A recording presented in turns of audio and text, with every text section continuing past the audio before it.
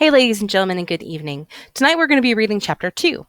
Now, in Chapter 1, we had a lot of things happen. Nick goes to the party at Daisy and her husband's, Tom, and he discovers that Daisy lives a very kind of sad life. She's unhappy. She doesn't do very much with her existence, and the marriage that she finds herself in at the age of 18 is extraordinarily unsatisfying. So much so that she understands that her husband is cheating on her and yet stays there. Now, in Chapter 2, we're going to be introduced to a couple of different places, including the Wastes, or I believe they call it the Ash Valley, Valley of Ashes. Now, the Valley of Ashes is actually a real place at the time. It's no longer a place now. You see, during this time, they used coal-burning stoves in order to heat and for heat and industry. So all of the ashes actually had to be put someplace. You'd have an ash can, you would pour all your ashes into it. It would be hauled away to what was known as Mount Corona. It's a joke. Mount Corona. Please don't talk about the coronavirus. I have enough issues. Now, Mount Corona was actually in Flushing's, New York. It was a gigantic wasteland where they dumped ash. So it's pretty much this is what happens with the industrial and technology and everything in Manhattan.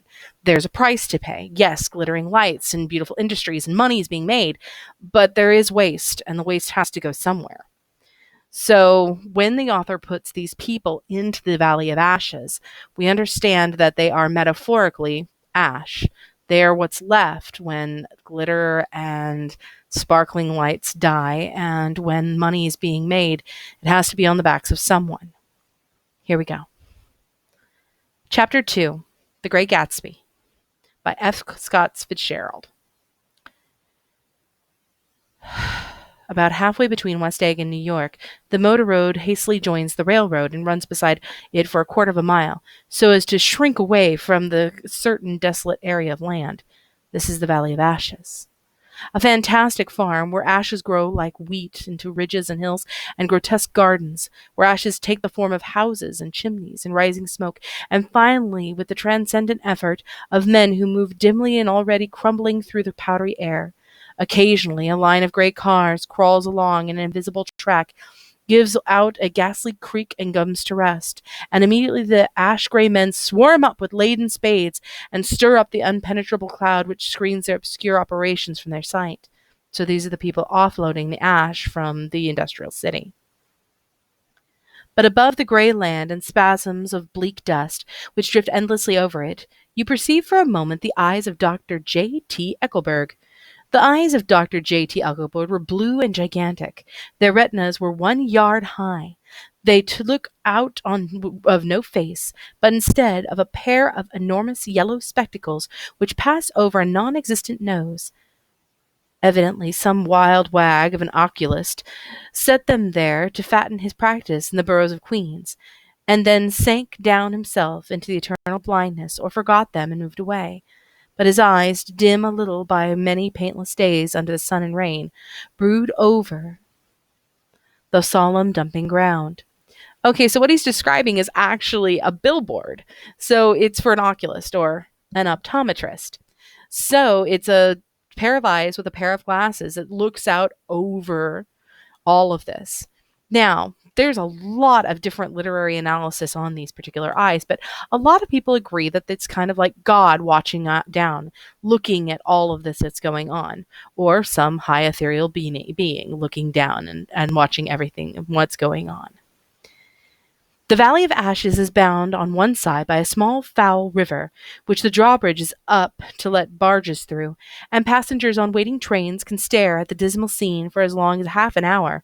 There's always a halt there for at least a minute, and it's because of this that I first met Tom Buchanan's mistress. The fact that he had one was insisted upon wherever he was known. His acquaintances resented the fact that he turned up in popular restaurants with her, and leaving her at a table sauntered about, chatting with whomever he knew. Though I was curious to see her, I had no desire to meet her, but I did. I went up to New York with Tom on a train one afternoon, and when we stopped by the ash heaps, he jumped to his feet, and taking a hold of my elbow, literally forced me from the car. "We're getting off," he insisted. "I want you to meet my girl." Okay, that's really weird. Taking your wife's cousin To meet your mistress? Hmm. I think he tanked up a good deal at luncheon, and his determination to have my company bordered on violence. Okay, so there we go. He thinks he's drunk, and that's the reason why Tom gets this flight of fancy and wants him to go meet this girl. Now, it's kind of strange that Tom would insist upon this, and it is even odder later, but we'll talk about it later. Sorry. The supercilious assumption was that in Sunday afternoon I had nothing better to do. He takes him to see his girlfriend on a Sunday? I followed him over a whitewashed railroad fence, and we walked back 100 yards along the road under Dr. Eckelberg's persistent stare. The only building in sight was a small block of yellow brick sitting on the edge of the wasteland, a sort of compact main street ministering to it. A contagious absolutely and sorry and contagious to absolutely nothing.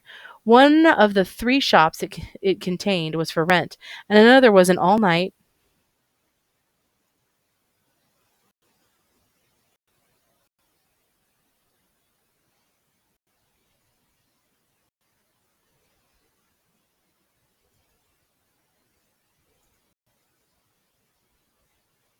Back down to 28. Sorry, guys.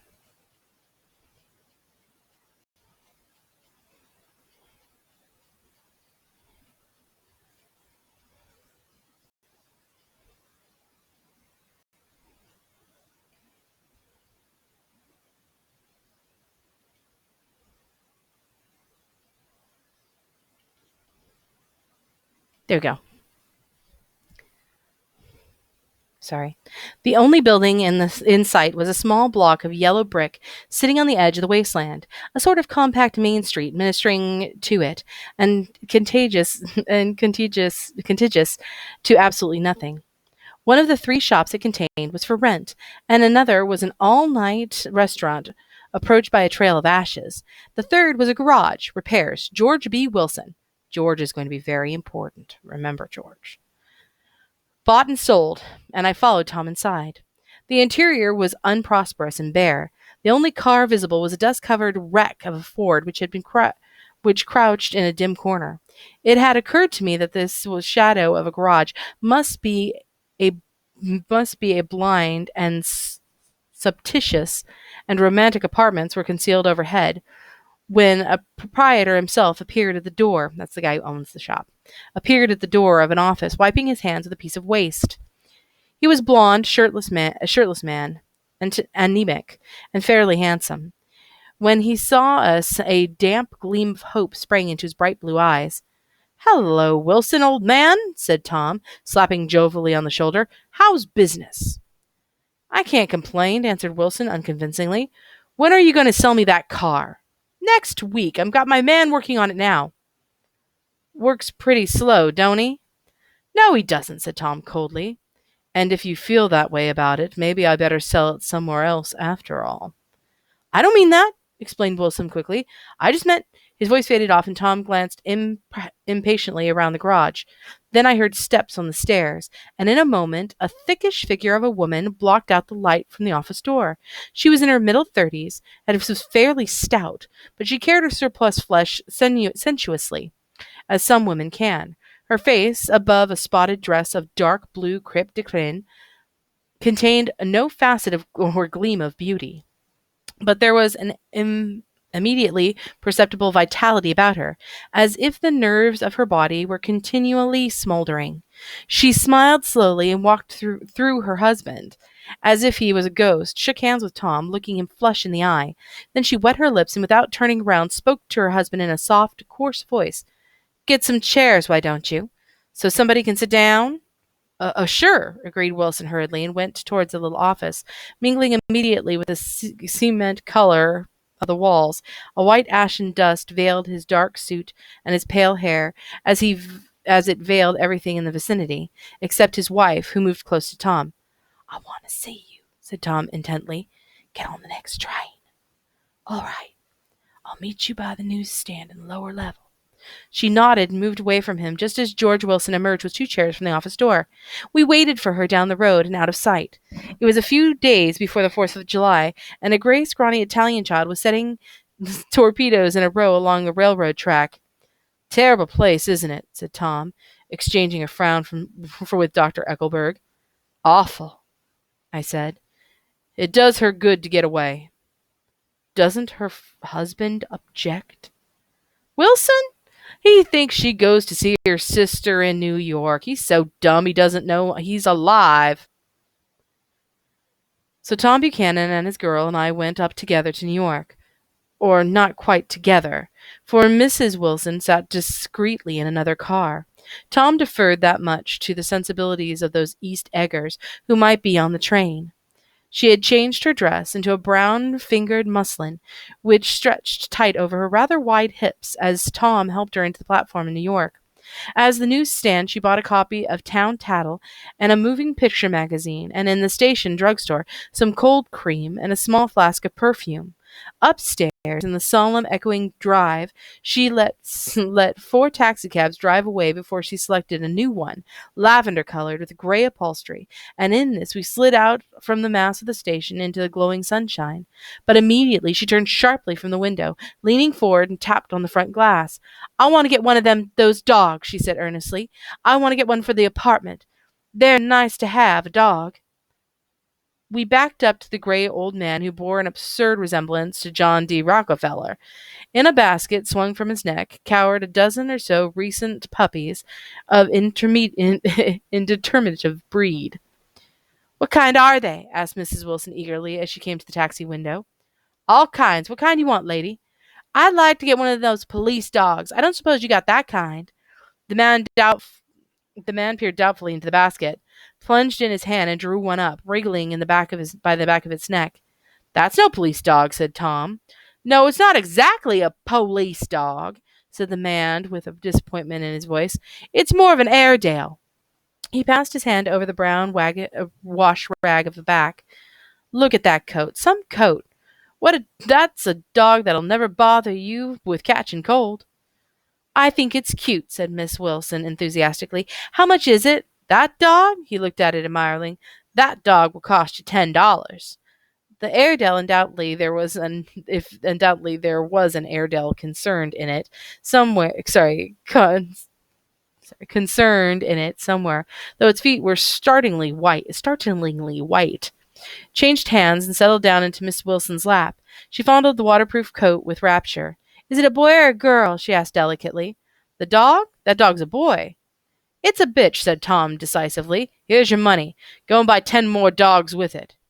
We drove off Fifth Avenue, so warm and soft, almost pastoral, so on the summer Sunday afternoon that I wouldn't have been surprised to see a great flock of white sheep turn the corner. Hold on, I said. I have to leave you here. No, you don't, interposed Tom quickly. Myrtle'll be hurt if you don't come up to the apartment. Won't you, Myrtle? Come on, she urged. I'll telephone my sister Catherine. She said to be very beautiful about people who ought to know. Well, I'd like to, but... Okay, so Tom's in a really awkward position here. I mean, they're obviously going to their love nest. He doesn't want to have anything to do with that. And he's like, okay, so I assume that you guys want to be alone because the main feature of your relationship is sexual. And they're like, no, come with us. And he's like, no. Let's go back to our questions, shall we? What looks over the Valley of Ashes between West Egg and New York? We know that that's the billboard of the oculist and that it's a pair of 2 eyes that look over all of this destruction. What does Wilson want from Tom? Okay, so this is how he gets to keep coming to see her. Is he keeps saying, "Oh, I'll just totally sell you my car," and he just keeps putting it off and off and off. But it gives him a reason to go see her. Who does Tom want to introduce Nick to in the Valley of Ashes? Well, yeah, his girlfriend, and we now finally have a name. Her name is Myrtle Wilson, wife of George Wilson. Where does Wilson think his wife goes when she leaves the city? We know that her sister Catherine, who she just talked about, who's very pretty, lives in New York City, and so her husband kind of says, okay, this must be where she's going. What does Tom buy for Mrs. Wilson? There's quite a few things that he buys her, but you'll notice some of it is to kind of cover up who she is. First, it's the cold cream. The cold cream was actually used to remove lots of makeup, but back in this time, it was also used to remove grime. So Literally, this is to remove the dust and ash from her face. Then there's a bottle of perfume to cover up the smell of smoldering ash that she permeates. Then there's the dog. So we know that there's an apartment that they have together, and she now wants a dog to go in the apartment. She wants something living in the apartment, which has got its own little issues we're going to talk about later. Now, who does the dog man look like? Now, this is J.D. Rockefeller. Rockefeller is one of the biggest millionaires in the world at this time. His family still has money, and they're still living off the money he made. So the fact that he looks like J.D. Rockefeller is kind of like this joke. Like, you can look like anything you want. It's all about the money. Ah, let's stop right there before we get to question 7. What does Myrtle say about her sister before she invites her over? First off, we already know she says she's really pretty she says that she's very pretty and is told so by people who should know. Weird comment. Back to the book. We went on, cutting back through over the park towards the West Hundreds. At 158th Street, the cab stopped at one slice and a long white cake of apartment houses. Throwing a regal homecoming glance around the neighborhood, Mrs. Wilson gathered up her dog and her other purchases and went haughtily in. I'm going to have the McKees come up, she announced as we rose in the elevator, and of course I gotta call up my sister too.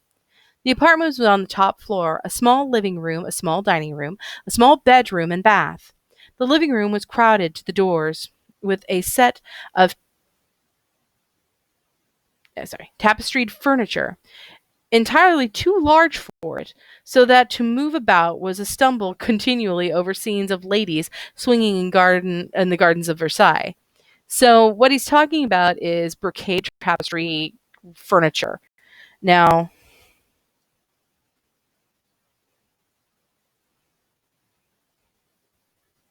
there we go. So there are pieces that look like these that are upholstered in this kind of fabric. Now, at the time, that was supposed to like say you have quality. Brocade was really hard to make, and at this time, it was really expensive to have furniture made in it. However, there was cheap brocade that was started being made in the 1920s, and then people made oversized furniture to make it look like they had more money than they did. It's supposed to be tacky. Here we go. The only picture was an overlarge photograph, apparently a hen sitting on a blurred rock. Looking at from a distance, however, the hen was resolved itself with a bonnet, and a countenance of a stout old lady beamed down into the room. Several old copies of Town Tattle lay on the table, together with a copy of Simon Called Peter, and some of the small scandal magazines from Broadway. Again, it's pointing towards the fact that she's rather tacky. She's not very literate, and she's not interested in the same things that society women would be interested in. Mrs. Wilson was the first concerned with the dog. A reluctant elevator boy went for a box full of straw and some milk, to which he added on his own initiative a tin of large, hard dog biscuits, one of which decomposed apathetically to a saucer of milk all afternoon. Meanwhile, Tom brought out a bottle of whiskey from a locked bureau drawer. Locked bureau drawer. That's really strange. Why would he lock the liquor up? Liquor at this time is illegal, and so therefore very expensive. And it's strange that he would lock that particular item up in their apartment. Let us continue. I have been drunk just twice in my life, and the second time was that afternoon, so everything that happened was a dim, hazy cast over it, though until about after 8 o'clock the apartment was full of cheerful sun. Sitting in the Top's lap, Miss Wilson called up several people on the telephone. Then there were no cigarettes, and I went out to buy some at the drugstore on the corner. When I came back, they had disappeared, so I sat down discreetly in the living room and read a chapter of Simon Called Peter. Either it was terrible stuff or the whiskey distorted things because it didn't make any sense to me. So as Tom and Myrtle, after the first drink, Miss Wilson, I called each other by their first names, reappeared, company commenced to arrive at the apartment door. The sister Catherine was a slender, worldly girl of about 30, with a solid, sticky bob of red hair and a complexion of powdered milky white. Her eyebrows had been plucked and then drawn on again with a more rakish angle, but the efforts of nature toward the restoration of the old alignment gave a blurred air to her face. That means that while she plucked her eyebrows, they were in between growing back out, and so she ended up having two sets. When she moved about, there was an incessant clicking of innumerable pottery bracelets jingling up and down her arms. She came in with such a proprietary haste and looked around so possessively at the furniture that I wondered if she lived there. But when I asked her, she laughed immoderately, repeated my question aloud, and told me she lived with a girlfriend at a hotel. Mr. McKee was a pale feminine man from the flat below. He had just shaved, for there was a white spot of lather on his cheekbone, and he was most respectful of his greetings to everyone in the room. He informed me that he was in the artistic game, and I gathered later that he was a photographer and had made a dim enlargement of Mrs. Wilson's mother, which hovered like an ectoplasm on the wall. His wife was shrill, languid, handsome, and horrible. She told me with pride that her husband had photographed her and her 127 times since they had been married. Mrs. Wilson had changed her costume some time before, and was now attired in an elaborate afternoon dress of cream-colored chiffon, which gave out a continental rustle as she swept about the room. With the influence of the dress, her personality also had undergone a change. The intense vitality which had been so remarkable in the garage was converted into an impressive hauteur. Her laughter, her gestures, her assertions became more violently affected moment by moment. As she expanded, the room grew smaller around her, until she seemed to be revolving on a noisy, creaking pivot through the smoky air. My dear, she told her sister in a high, mincing shout. Most of these fellows will cheat you every time. All they think of is money. I had a woman up here last week to look at my feet, and when she gave me the bill, you thought she had an appendicitis. I had my appendix out. What is the name of the woman? Said Mrs. McKee. Mrs. Elberhart. She goes around looking at people's feet in their own homes. I like your dress, remarked Mrs. McKee. I think it's adorable. Mrs. Wilson rejected the compliment by raising her eyebrow in disdain. It's just a crazy old thing, she said. I just slip it on sometimes when I don't care what I look like. But it looks wonderful on you, if you know what I mean, pursued Mrs. McKee. If Chester could only get you in that pose, I think he could make something of it. We all looked in silence as Mrs. Wilson, who removed a strand of her hair from over her eyes, looked back at us with a brilliant smile. Mr. McKee regarded her intently with his head on one side, and then moved his hand back and forth slowly in front of his face. I should change the light, he said after a moment. I'd like to bring out the modeling of the features, and I'll try to get a hold of all that black hair. All of the back hair. I wouldn't think of changing the light, cried Mrs. McKee. I think it's— Her husband said, shh. We all looked at the subject again, whereupon Tom Buchanan yawned audibly and got to his feet. The McKees have something to drink, he said. Get some more ice and mineral water, Myrtle, before everybody goes to sleep. I told that boy about the ice. Myrtle raised her eyebrows in despair at the shiftlessness of the lower orders. These people, you have to keep after them all the time. So we're going to stop right there. Myrtle's got some serious airs going on, which means she's really thinks she's much better than what she is. So he went and picked her up from literally the dust heap, and now she acts like she's extraordinarily rich, and literally chiffon is one of the hardest fabrics to work with. So it's extraordinarily expensive to make a dress out of it. And she's acting like it's nothing. She only invites people over that are going to pay her huge compliments. And it's kind of all gotten a little weird. Now, our narrator is a little unreliable at this point because he is drunk and he admits to that several times. So we'll see how that works out. Back to our questions. Doo-doo-doo. What does Myrtle say about her sister before she invites her over? Now, she really, wingmans her her sister. It was like, oh, she's really hot. You're gonna want to see her.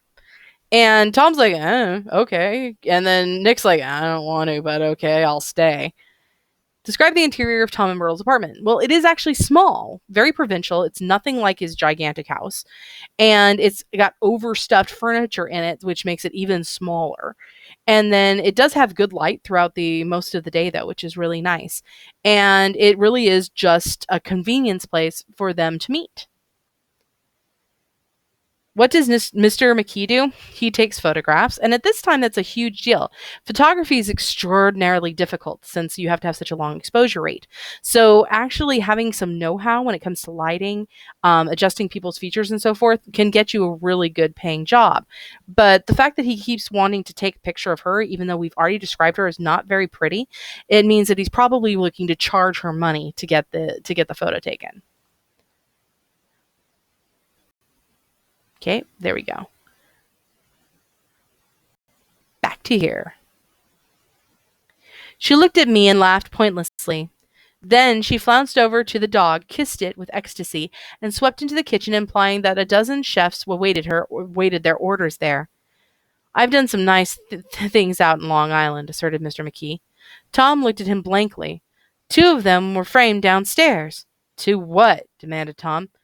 To studies. One of them is called Montauk Point, the gulls, and the other is Montauk Point, the sea.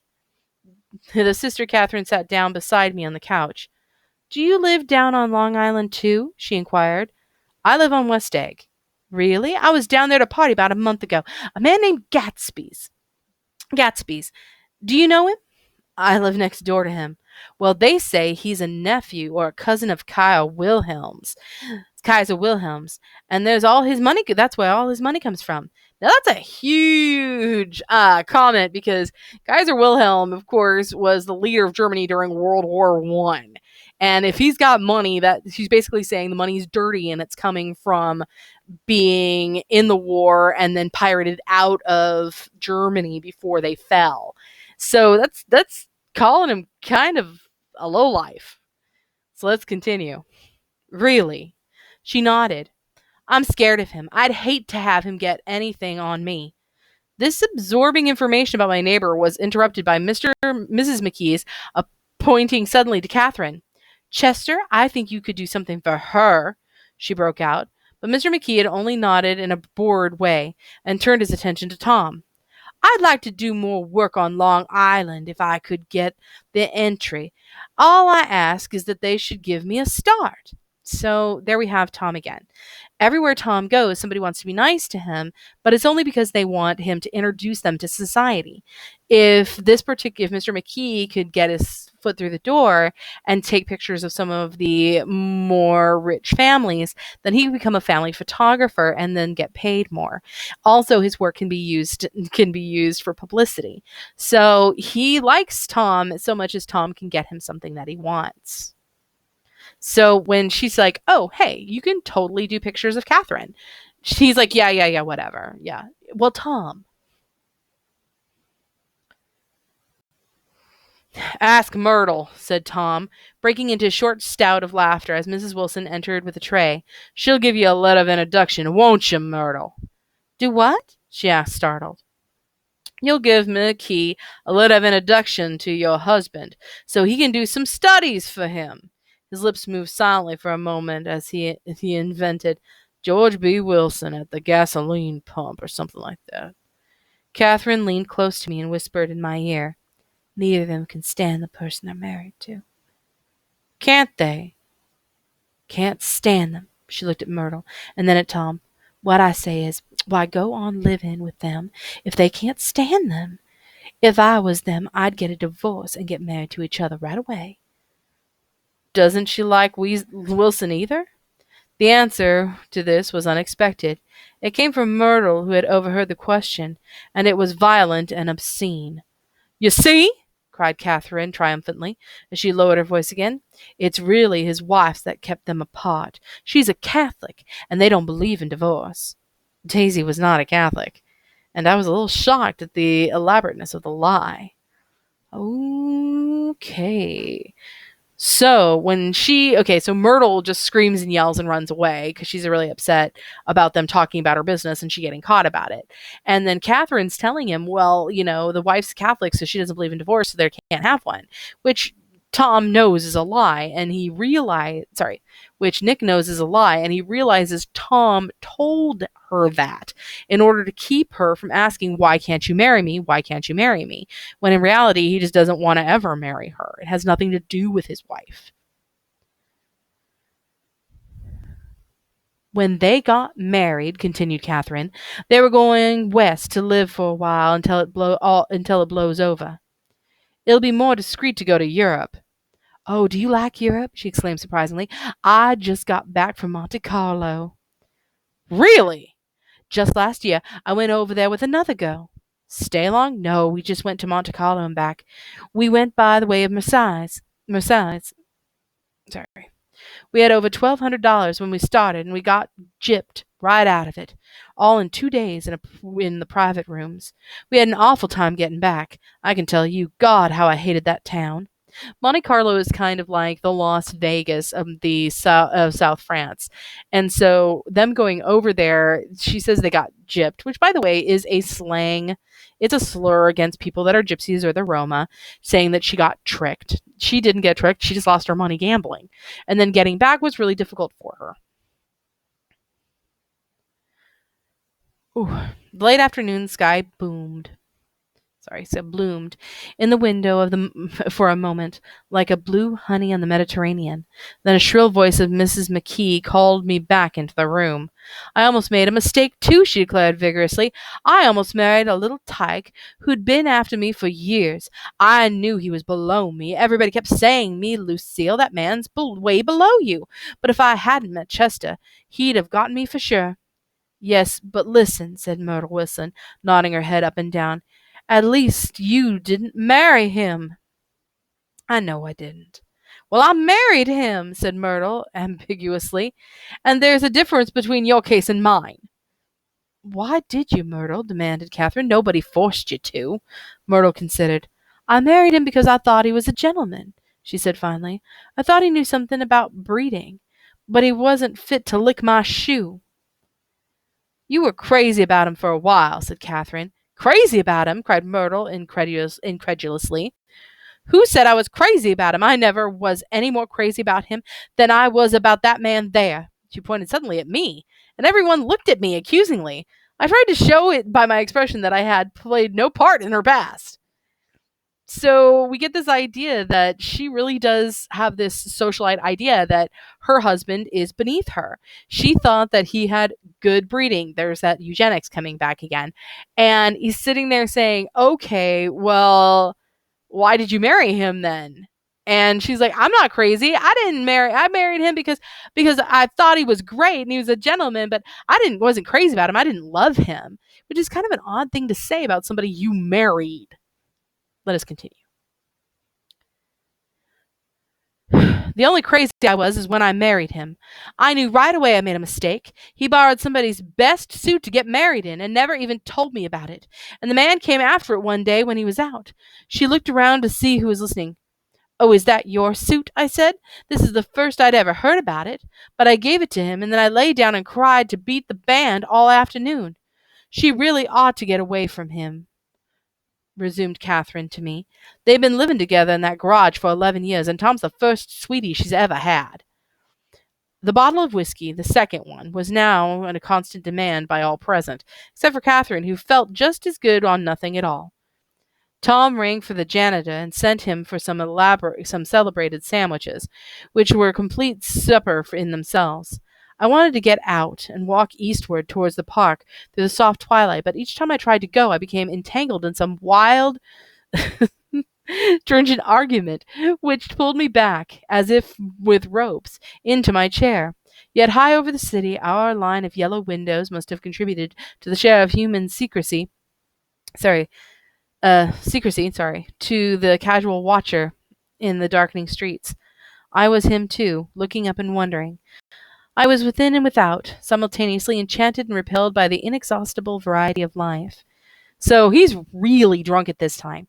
And he starts thinking about, I just want to go away. I just want to get out. And they won't let him out. And every time he tries to leave, they're like, oh, no, no, no, stay back. Have another one. Have another one. Have another one. And he's like, I don't know if I can take this anymore. This is too much. The variety of life. He doesn't want to hear about, people who are like desperately unhappy with everything and they have no way out. They're trapped. And so he's sitting there going, okay, my world is my oyster. My parents are paying for my flat. I'm learning a new business. If I fail, I can just go home. These people don't have that. They've made their choices or they had no choices and now they're stuck. And he's like, I'm really want to distance myself from this. I can't take it anymore. It's an overload. Myrtle pulled her chair close to mine and suddenly her warm breath poured over me the story of her first meeting with Tom. It was on the two little seats facing each other that are always the last ones left on the train. I was going up to New York to see my sister and to spend the night. He had on a dress suit and patent leather shoes, and I couldn't keep my eyes off him, for every time he looked at me I had to pretend to be looking at an advertisement over his head. When we came to the station, he was next to me, and his white shirt front pressed against my arm, and so I told him I'd have to call a policeman, and he knew I lied. So I was so excited that when I got into the taxi with him, I didn't hardly know I wasn't getting into the subway train.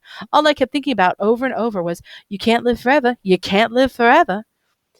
She turned to Miss McKee, and the room rang full of her artificial laughter. My dear, she cried, I'm going to give you this dress as soon as I'm through with it. I've got to get another one tomorrow. I'm going to make a list of all the things I've got to get.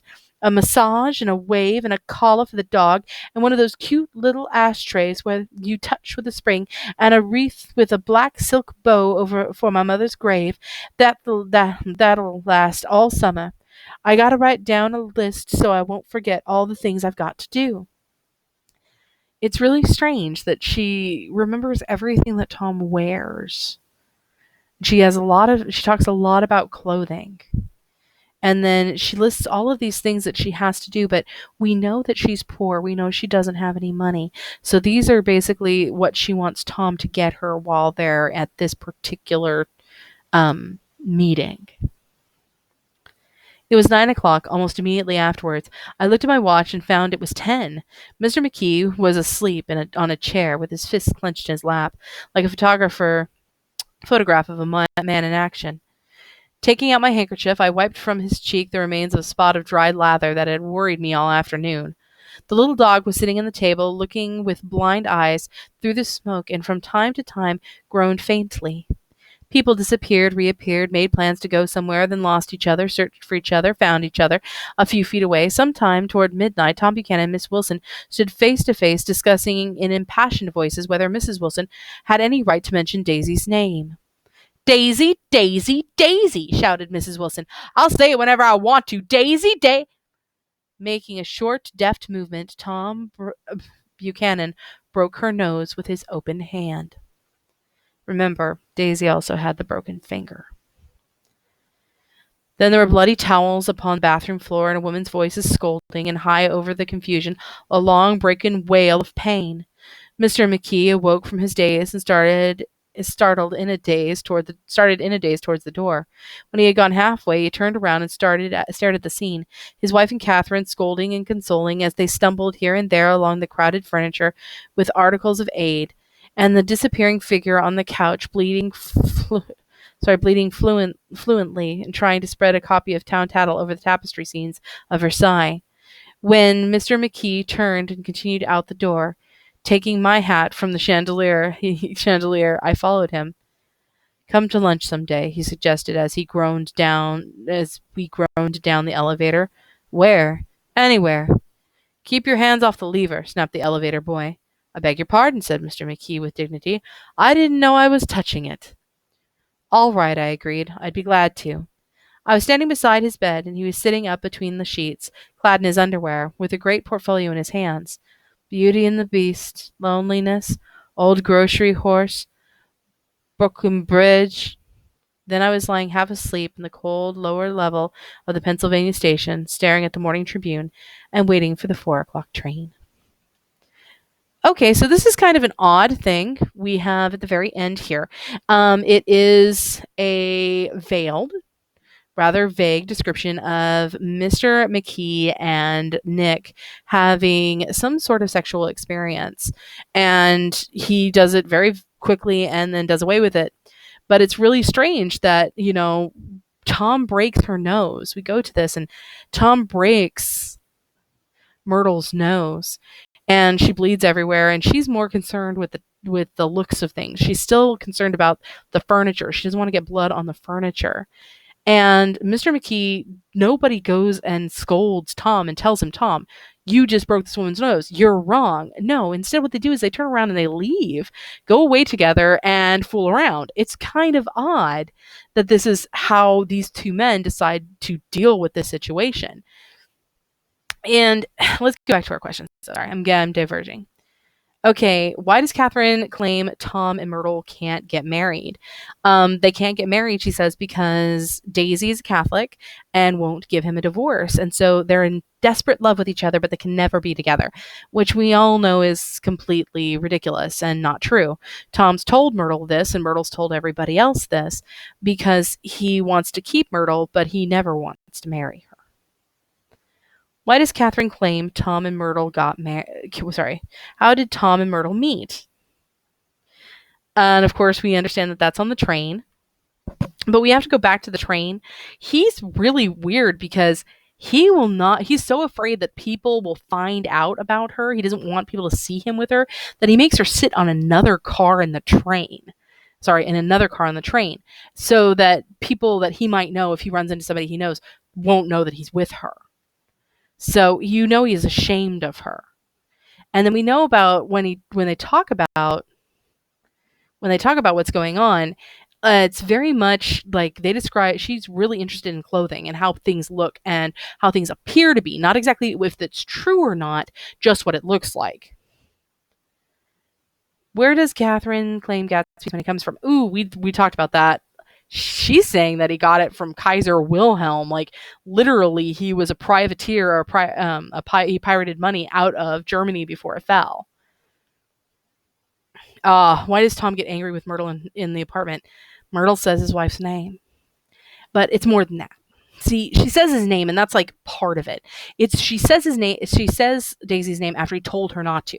Now, we've already talked about the fact that Tom is really controlling. He doesn't like the wind because he can't control it, so he shuts the door. He tells his wife exactly what to do and when to do it. He steers Nick around by the arm through the entire scene in their house. So he likes to control things. He wants things to be the way he wants them to be.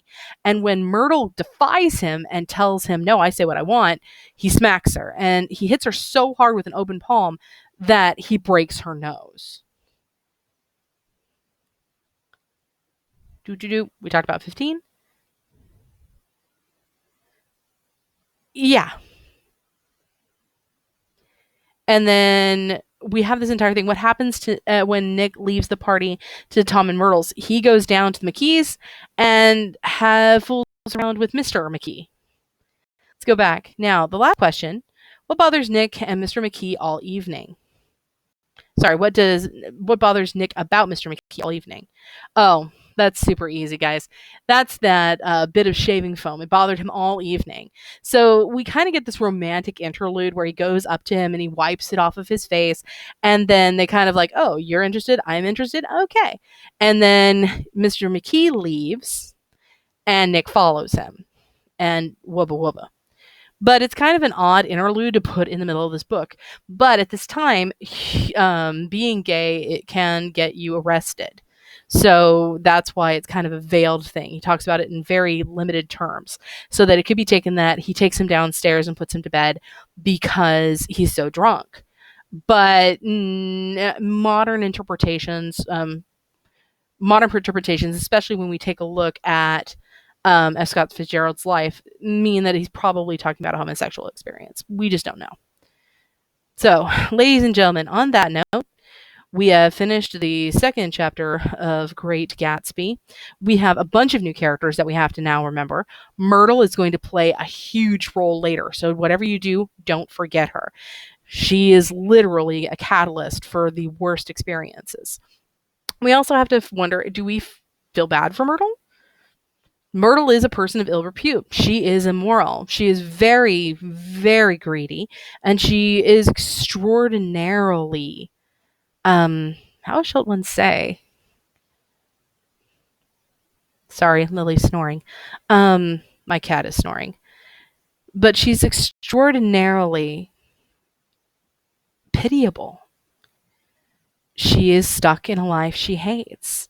But she could divorce her husband. She could leave.